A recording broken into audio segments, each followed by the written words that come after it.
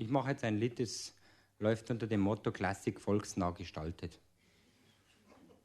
Das Lied heißt Sepp bleibt da. Nein, eigentlich heißt es Hans bleibt da. Und das ist eigentlich ein recht geläufiger Text. Es geht in Original so. Hans bleibt da, du weißt ja nicht, wie's Wetter wird. Hans bleibt da, du weißt ja nicht, wie's wird. Es kann ringen oder schneien oder auch schön wieder bleiben. Und so geht's immer weiter. Ne? Das ist also eigentlich ein recht geläufiger Text, kann man davon ausgehen, oder? Ich sing's nur nicht Hans bleibt da, sondern ich singe aber Sepp bleibt da. Weil ich kenne da so einen Typen, der heißt Hans, und ist solch ein Depp. Arschloch ist es eigentlich nicht. Aber ich bin froh, wenn ich den nicht singe, da war es paradox, wenn ich aber singe, dass Hans bleibt da. Und nur deswegen singe ich aber Sepp bleibt da, aber es geht also textlich deswegen nichts verloren. Es bleibt nach wie vor ein sehr geläufiger Text. Und da kann man sich dann erlauben, dass man eine klassische Melodie unterjubelt. Und da habe ich so eine klassische Melodie, wie heißt die Klassik gleich wieder? Adelita, glaube ich. Das ist also ein klassisches Gitarrenstück. Das ist von Francisco Tárrega. Ich glaube, so heißt er ja. Vorgestern haben sie uns gesagt, wie er heißt. Tárrega heißt er. 1901 ist er gestorben. Du weißt noch ganz genau. Ja.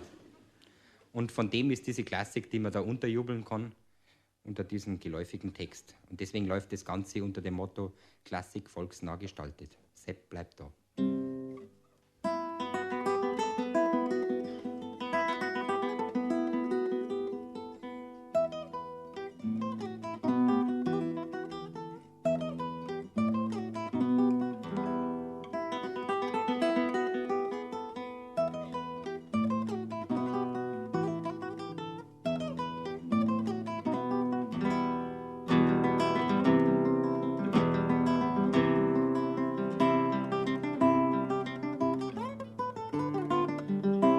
Furchtbare Klassik.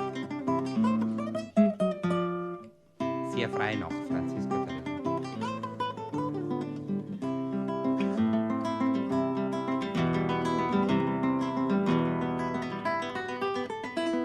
Sepp, Sepp bleib da, du weißt ja nicht, wie's wieder wird. Sepp bleib da, du weißt ja nicht, wie's wird.